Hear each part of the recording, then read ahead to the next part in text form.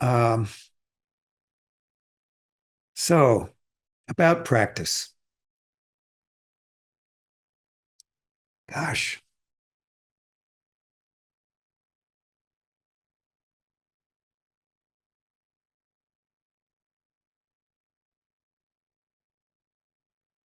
So the other day we were talking about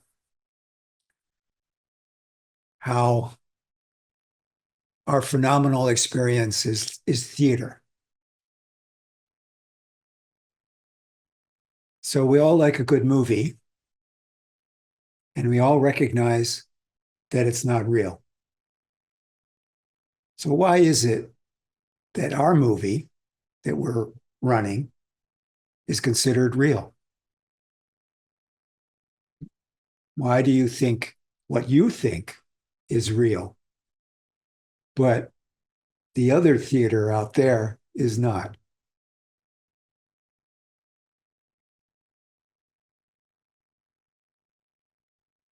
Now, it's not that it's not real. It's not that it is real. It's this. Let me ask it another way. What's left?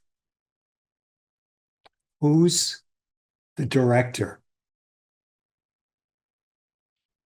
Who's directing the theater? Is there a director behind the scenes? Who is that?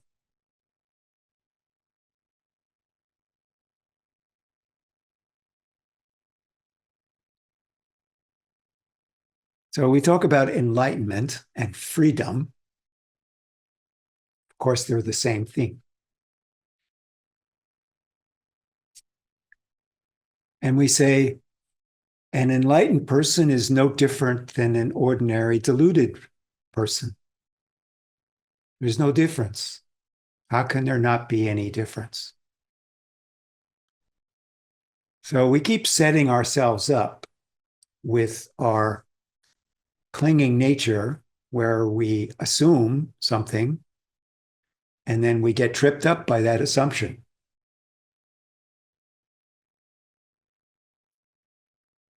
What if the director is has no form, has no beginning, has no end?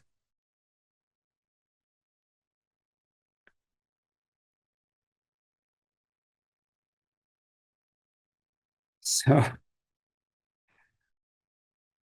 this trick, is just a trick until you see that it's not a trick.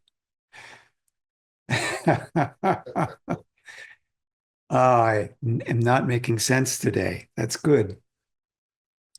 I remember my teacher uh,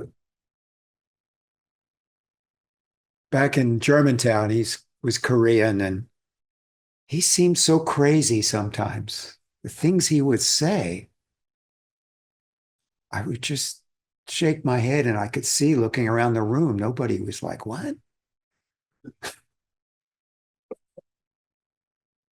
I often say I learned the most from him, not from what he said, but what just being present.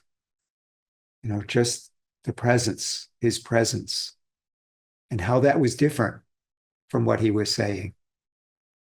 So, how is our presence different from what it is we're saying? Who's the director? You know, Coming back to that fundamental question, what is this? This is Zen. This is it. It's not having an answer. It's not knowing. Yet there's wisdom. There's a way of going through this experience that is liberating or liberated. And there's a way of going through this experience, stumbling and falling into the same old holes over and over again.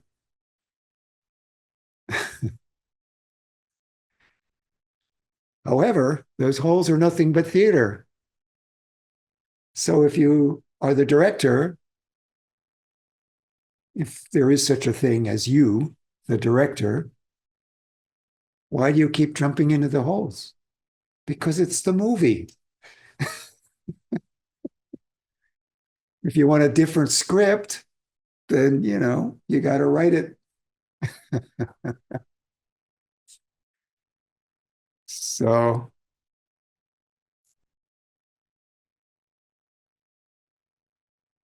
I know this is all just sort of mumbo jumbo, but I have this wonderful revisit of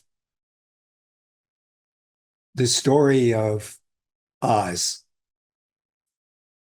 and the wizard behind the curtain in Oz and the journey that these three are taking, looking for courage and a heart and home. Where is home?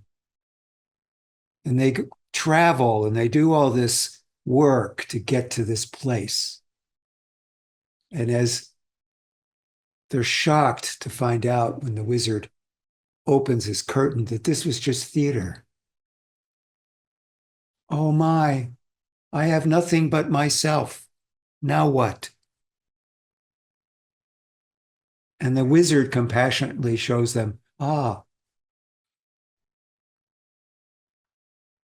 that's all you need. Take this a little bit further.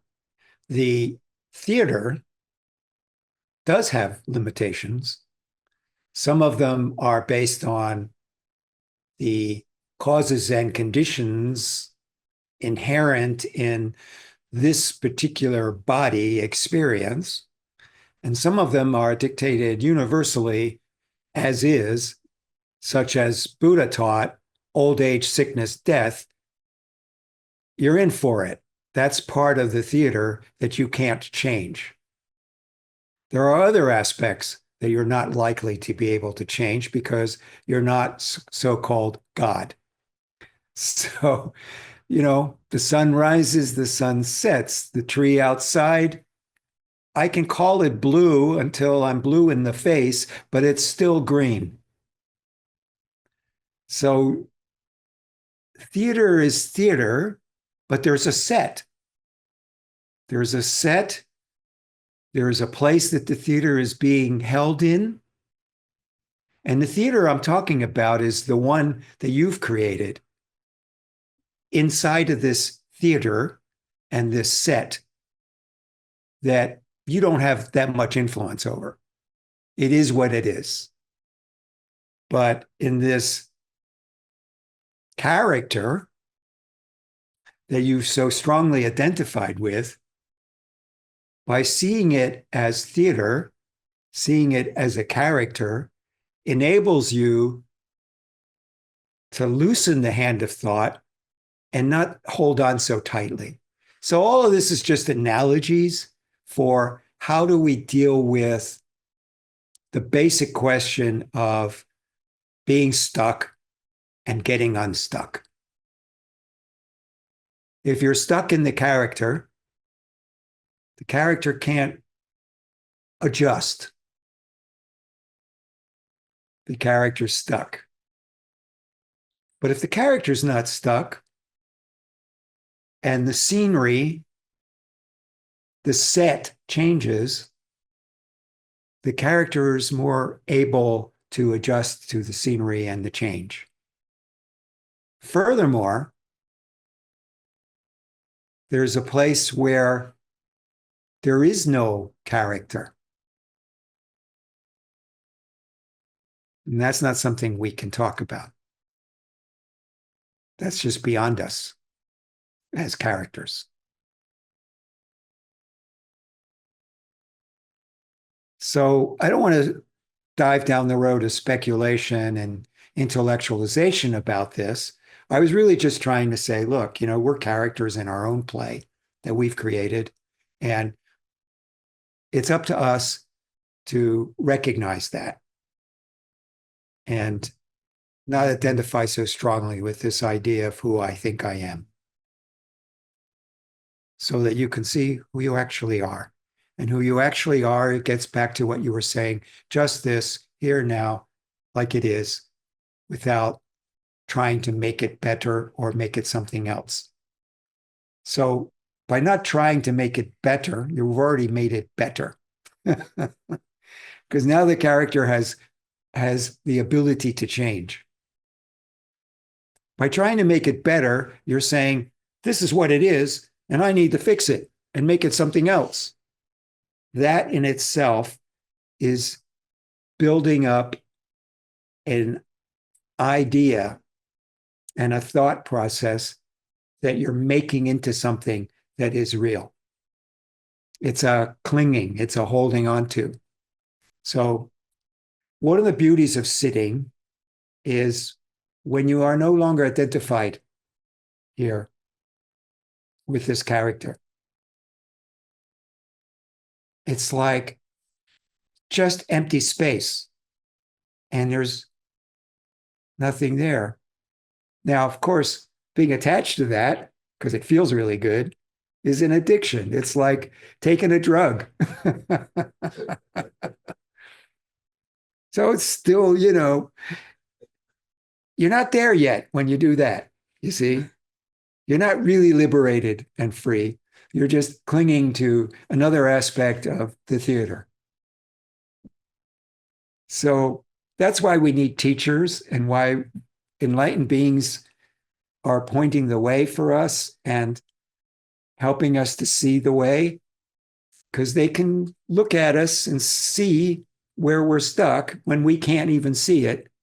And maybe if we're fortunate and are listening or paying attention, they can point us in the direction that is more liberated and more liberating. Anything else? Come on, let me have it. Flying monkeys. Flying monkeys. Okay. That scary bit. The scary flying monkeys. So this is our journey. It's just down the yellow brick road. Have fun. When you get there, say hi.